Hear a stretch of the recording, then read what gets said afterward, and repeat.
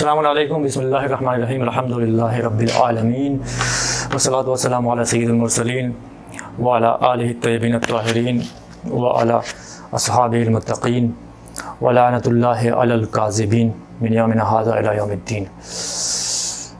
دوستو، آپ لوگوں میں سے کچھ لوگوں نے، بلکہ بہت سارے لوگوں نے یہ اصرار بھی کیا تھا میسج کر کے مجھے کہ ایک ویڈیو انفارمیٹیو قربانی پر عید الاضحیٰ کے متعلق بنایا جائے، جس میں تاریخ قربانی، تاریخ عید الاضحیٰ اور اس کا کیا امپورٹنس ہے اس کے بارے میں کچھ سمجھا جائے۔ دیکھیے، میں ایک اگیانی انسان ہوں، میں عالم نہیں ہوں، اور مجھے بہت ڈر لگتا ہے کہ دین کے معاملے میں کچھ اپنی رائے رکھ سکوں، اس لیے کچھ بھی بولنے سے پہلے میں ضروری سمجھتا ہوں کہ دھارمک گرنتھوں سے، جیسے قرآن سے کچھ باتیں ہمیں سیکھنے کو مل جائیں، اور وہ باتیں جو گیانی لوگ کہہ کے گئے ہیں، عالم جو گزرے ہیں، وہ انہوں نے جو کہا ہے، کم سے کم ان سے کچھ روشنی مل جائے، تاکہ میں نہیں چاہتا کہ دین کے معاملے میں، دھرم کے معاملے میں اپنی رائے قائم کر سکوں، اپنے دل سے کچھ گڑھ کے کچھ بول سکوں۔ مجھے بہت ڈر لگتا ہے اس لیے میں نے سوچا کہ کچھ باتیں جو میں جانتا ہوں اوتھینٹک ہیں، میں آپ کے سامنے رکھ سکوں۔ دیکھیے، قرآن مجید میں ارشاد ہوتا ہے کہ بسم اللہ الرحمن الرحیم، هل اتى على الانسان حین من الدہر لم یکن شیئا مذکورا۔ قرآن مجید انسانوں سے سوال کرتا ہے کہ کیا ایک زمانہ ایسا نہیں گزرا ہے اس زمین پر، اس کائنات میں، کہ انسان قابل ذکر شاید تھا ہی نہیں، کوئی جانتا بھی نہیں تھا کہ انسان کیا چیز ہوتا ہے۔ اور یہ بات صحیح ہے بالکل، کیونکہ ریسرچ سے یہ پتہ چلا ہے کہ انسانوں کا وجود اس دھرتی پر بہت ہی بعد میں ہوا ہے، دھرتی بہت پہلے سے ہے، تو پہلے تو نہیں تھے اور کہیں نہ کہیں سے آئے۔ بہت سارے لوگ کہتے ہیں کہ انسان جانور سے ایوالو ہوئے ہیں، جیسے چارلس ڈارون جیسے شخص، انہوں نے کہا کہ ایوالوشن تھیوری انہوں نے دیا کہ انسان جانور سے ایوالو ہوئے ہیں۔ خیر، یہ مقام اس بحث کا نہیں ہے، چونکہ میں بہت ہی کم وقت میں سمیٹنا چاہتا ہوں یہ ٹاپک، لیکن یہ بات ضرور ہے کہ انسان جانور سے ایوالو ہوا ہو یا نہیں ہوا ہو، ابھی کا انسان جانور سے بھی خطرناک ہو چکا ہے۔ سارے جانور اس جانور سے ڈرتے ہیں۔ بھیڑیا جیسا خونخوار جانور بھی اتنا آتنک نہیں مچاتا جتنا یہ انسان دو پیروں والا مچاتا ہے۔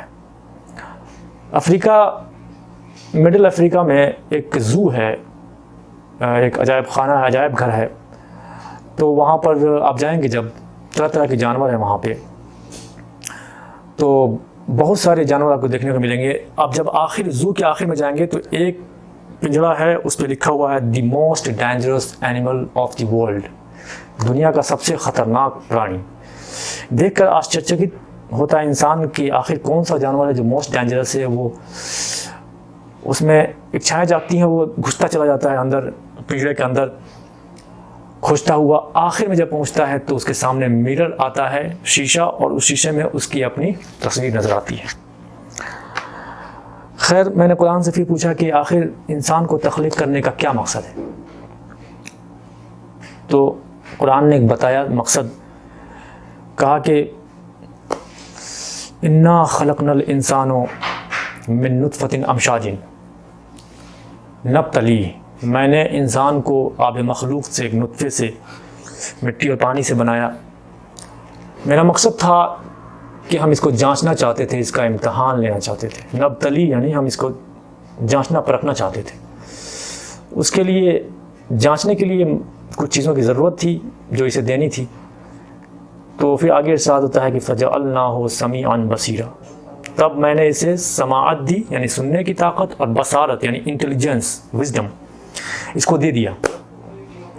پھر یہ دینے کے بعد میں نے کیا کیا، انا ہدیناہ السبیل، پھر ہم نے ہی خود اس کی ہدایت کی، یعنی اس کے روح میں، اس کے ضمیر میں ڈال دیا کیا صحیح اور کیا غلط ہے۔ اما شاکرا و اما کفورا، اب اس پر ڈیپینڈ کرتا ہے، اب اس کا امتحان ہے کہ وہ صحیح کو لے کے ہمارا شکر گزار بندہ بن جائے، یا غلط کام کر کے ہم سے کفر کرنے والا بندہ بن جائے، ہم سے انکار کرنے والا بندہ بن جائے۔ تو ایک مقصد قرآن نے بتایا کہ ایک ہی مقصد ہے انسان کو پیدا کرنے کا، وہ ہے انسان کو بنانے کا، ایک ہی مقصد ہے، وہ ہے انسان کو جانچنا، انسان کو پرکھنا۔ میں ایک سوال کرتا ہوں یہاں پہ، کاؤنٹر کوشچن ہونا چاہیے، کیونکہ جتنا کاؤنٹر کوشچن ہوتا ہے اتنا علم میں اضافہ ہوتا ہے۔ کیا خدا کو یہ پتہ نہیں کہ بھوشیہ کیا ہے، ہم کو بنا کے جانچنا چاہتا ہے، وہ بھوشیہ دیکھنا چاہتا ہے ہمارے تھرو۔ بالکل یہ مقصد نہیں ہے خدا کا، بلکہ اس امتحان سے انسان کو ہی فائدہ ہونے والا ہے۔ اس لیے کہ جتنا بڑا امتحان ہوتا ہے اتنی بڑی کامیابی ملتی ہے، اتنی بڑی جزا اس کو ملتی ہے، وہ اتنی اچھی چیزوں کا مالک بن جاتا ہے۔ تو یہ امتحان بھی انسانوں کے لیے ہے، وہ چاہتا ہے کہ ہم جس کیٹیگری کا جو انسان ہے اسی کیٹیگری کا اسے جزا دیں، اتنا ہی اسے پھل دیں۔ اب قربانی کے حوالے سے میں نے اس آیت کو پڑھی ہے، اس لیے کہ اس آیت سے میں بہت کچھ سمجھا سکتا ہوں قربانی کے حوالے سے۔ دیکھیے، جو بھی نبی آئے، دودت آئے ایشور کے، پیغمبر آئے اللہ کے، ان کا بھی امتحان ہوا۔ وہ امتحان اس لیے تاکہ لوگ یہ سمجھ جائیں کہ وہ ایسے ویسے آدمی کو، ایسے ویسے انسان کو اپنا دودت نہیں بناتا، بلکہ جو پرکھا ہوا ہے، بالکل دھرم میں سمرپت ہے، بالکل بھگوان کے پرتی سمرپت ہے، ایشور کے پرتی سمرپت ہے، بالکل دیندار ہے، وہی لوگوں کا امام بنایا جاتا ہے، لوگوں کو پڑھانے والا بنایا جاتا ہے، لوگوں کو بتانے والا بنایا جاتا ہے، ہدایت دینے والا بنایا جاتا ہے۔ اس پرپس سے اس نے سارے اپنے دودتوں کا بھی امتحان لیا۔ ایک جو پیغمبر تھے جن کا نام حضرت ابراہیم علیہ السلام تھا، ان کا امتحان اسے اتنا پسند آیا جب کامیاب ہو گئے امتحان میں، کہ اس امتحان کے سلیبس کو ریپیٹ کرنے کے لیے حج رکھ دیا، قربانی رکھ دیا۔ بہت سارے امتحان ہوئے۔ ایکچولی کعبہ جہاں پہ ہے، جہاں پہ مسلمان حج کرنے کے لیے جاتے ہیں، تو کعبے کا پنرنرمان انہوں نے ہی کیا، حضرت ابراہیم علیہ السلام نے۔ اس وقت جہاں کعبہ ہے اس وقت کچھ نہیں تھا، صرف بالو کے ریت اور پہاڑ تھے، سنگلاخ پہاڑ، نہ مویشی کے چراگاہ، نہ پینے کے لیے پانی، نہ سبززار، نہ کھیتی کی جگہ، کچھ نہیں۔ اشارہ ہوا ابراہیم علیہ السلام کو امتحان کے لیے کہ جاؤ اپنی بیوی اور بچے کو اس جگہ چھوڑ کر واپس اپنے ملک میں چلے آؤ۔ ابراہیم علیہ السلام گئے اور انہوں نے اس جگہ چھوڑ کر اپنے بیوی اور بچے کو جہاں کعبہ ہے آج، اور وہ چلے گئے۔ پھر کعبہ آباد ہوا، معجزہ ہوا، پانی نکلا، آب زمزم۔ تو یہ ایک امتحان یہ تھا، اس میں ایک پاس ہو گئے۔ دوسرا امتحان بھی ان کا ہوا، بہت ہی کڑا امتحان۔ وہ امتحان یہ تھا کہ دوسرا امتحان یہ تھا کہ آپ کی اولاد نہیں ہو رہی تھی، بہت ہی زیادہ عمر میں آپ کو ایک پتر کی پراپتی ہوئی بھگوان کی کرپا سے، جن کا نام اسماعیل علیہ السلام رکھا گیا۔ اب جب پتر کی پراپتی ہو گئی اتنے عمر کے بعد، اور پتر تھوڑا بڑا ہوا، وہ لڑکپنی تھا، بچپنی تھا، کہ بار بار ان کو اشارہ بھگوان کی طرف سے، ایشور کی طرف سے ملنے لگا کہ ہمارے راستے میں بلیدان دو۔ انہوں نے بہت ساری چیزوں سے آزمایا، انہوں نے کہا نہیں، بلیدان ایسی چیز کی چاہیے جو تمہارے دل کے سب سے زیادہ قریب ہو۔ اب دیکھیے کتنا بڑا امتحان ہے، اس لیے کہ بہت بڑا درجہ انہیں ملنے والا ہے، بہت بڑا پوسٹ انہیں ملنے والا ہے۔ اب امتحان ہوا ان کا، انہوں نے کہا سب سے میرے دل کے قریب میرا پتر ہے، میرا لڑکا ہے، جن کا نام اسماعیل ہے۔ اشارہ ہوا کہ اسے بھگوان کی پرسنتا کے لیے، رضا کے لیے، رب کی رضا کے لیے اسے اس کی راہ میں قربان کر دو، ذبح کر دو۔ انہوں نے یہ خواب ڈسکس کیا اپنے بیٹے سے، اور بیٹا بھی اتنا پراکرمی کہ اس نے کہا کہ بابا اگر ایشور کی راہ میں قربانی ہی اس کی رضا ہے تو پھر میں تیار ہوں آپ کے ہاتھوں سے قربان ہونے کے لیے۔ اب یہ باپ اور بیٹے دونوں چلے قربان گاہ کی طرف۔ راستے میں شیطان آیا، اس نے بہکایا بیٹے کو، نہیں بہکا پایا، پھر گیا ماں کے پاس کہ ماں کی ممتا سے ماں بہک جائے گی، تو پھر ماں بھی نہیں بہک پائی۔ یعنی سب کا امتحان ہوا، نبی کا امتحان ہوا، نبی زادے کا امتحان ہوا، نبی کی بیوی کا امتحان ہوا، سارے لوگ امتحان میں پکے نکلے، اور آخر میں بیٹے کو لٹا دیا باپ نے، یعنی حضرت ابراہیم علیہ السلام نے حضرت اسماعیل علیہ السلام کو لٹا دیا، اور چھری گردن پہ چلانے ہی والے تھے کہ ایشور نے روک دیے، کہا کہ بس میری منشا تھوڑی ہے کہ باپ بیٹے پہ چھری چلائے، میں تو بس امتحان لے رہا تھا اور میں تمہاری نیت جاننا چاہ رہا تھا، میں یہ پرکھنا چاہ رہا تھا کہ سمرپن کتنا ہے، تمہارے پاس دین کتنا ہے۔ میں نے سمرپن کا ارتھ سمجھایا تھا پہلے، دھرم کتنا ہے، اور تم اس امتحان میں کامیاب ہو گئے۔ ابراہیم علیہ السلام اسماعیل علیہ السلام بچ گئے۔ یہ سمرپن کا امتحان جب ہو چکا تب اللہ نے ابراہیم علیہ السلام کو کہا کہ میں نے تمہیں لوگوں کا امام بنا دیا، یعنی پہلے سے ایک پوسٹ تھی نبوت، اب ایک امامت یعنی ایکسٹرا پوسٹ بڑھ گئی ان کی، اور کہا کہ تم لوگوں کے امام بن گئے۔ اب جیسے انہوں نے سنا کہ میں لوگوں کا امام بن گیا تو انہوں نے کہا کہ یہ امامت میری ذریت میں، میری آل میں، یعنی میرے گھرانے میں، میرے خاندان میں ہی رکھنا، کہ میرے بعد میرے پتر کے بعد ان کے پتر، اس طرح رکھنا۔ ارشاد الہی ہوا، یہ قرآن کی آیت میں پڑھ رہا ہوں، میں تاریخ سے نہیں پڑھ رہا ہوں۔ ارشاد الہی ہوا کہ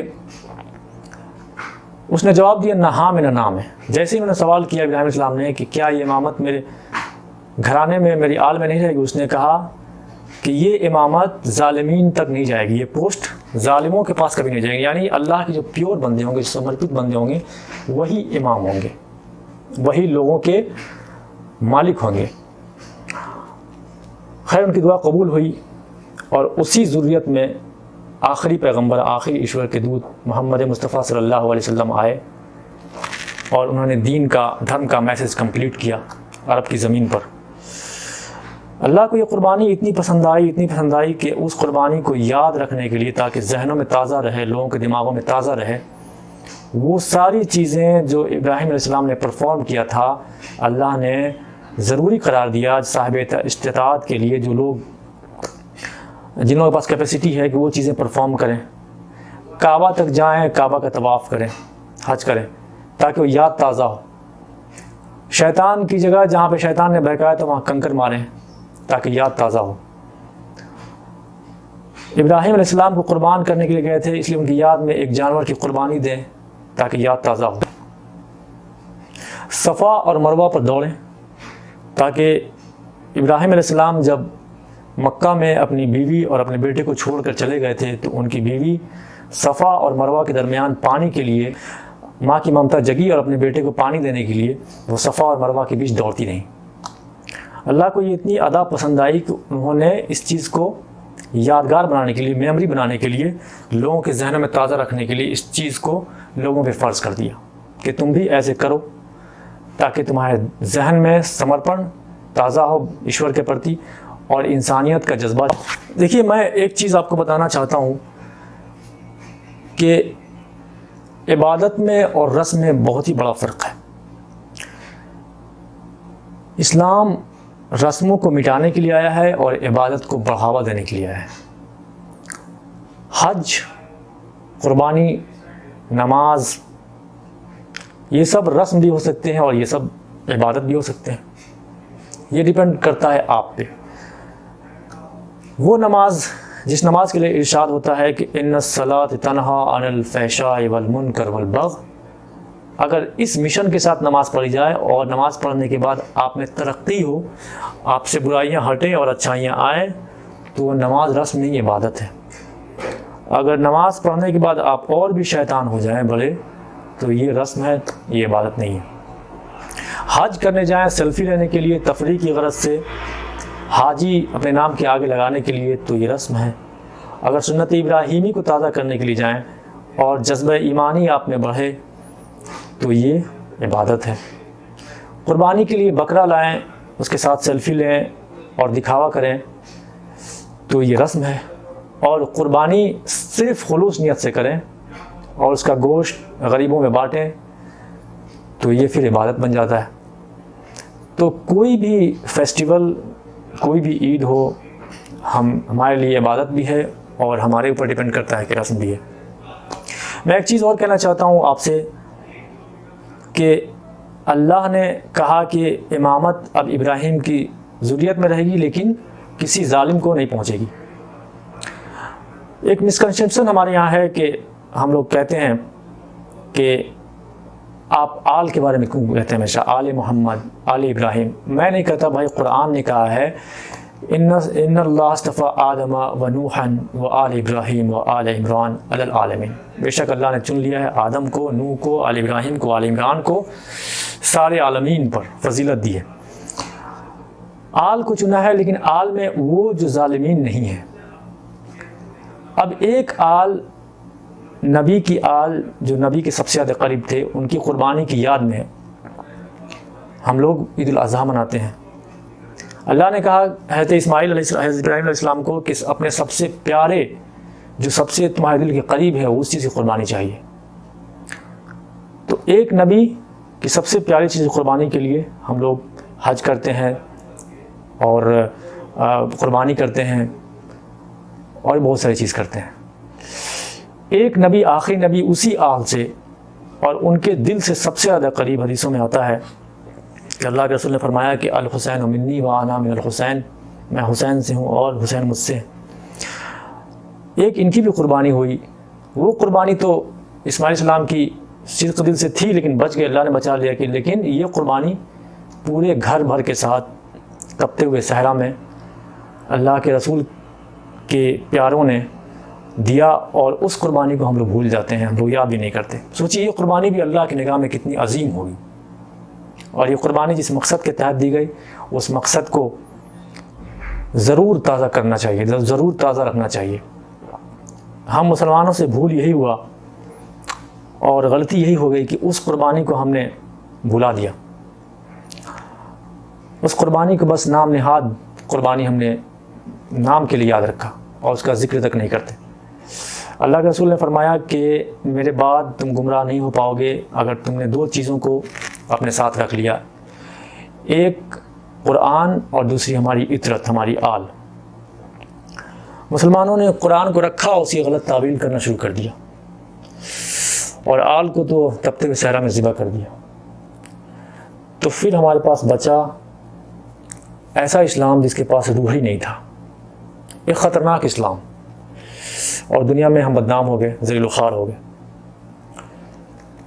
میں آپ سے امید کرتا ہوں کہ جہاں پہ قربانی اسماعیل کو یاد رکھیں گے، وہیں پر انہی کی آل سے قربانی امام حسین کو بھی یاد رکھیں گے، اور ان کے پرپس کو، ان کے ادیش کو دنیا کو بتائیں گے، تاکہ مذہب کی روح، دھرم کا روح، دین کا روح تازہ رہے اور صحیح سندیش پہنچتا رہے.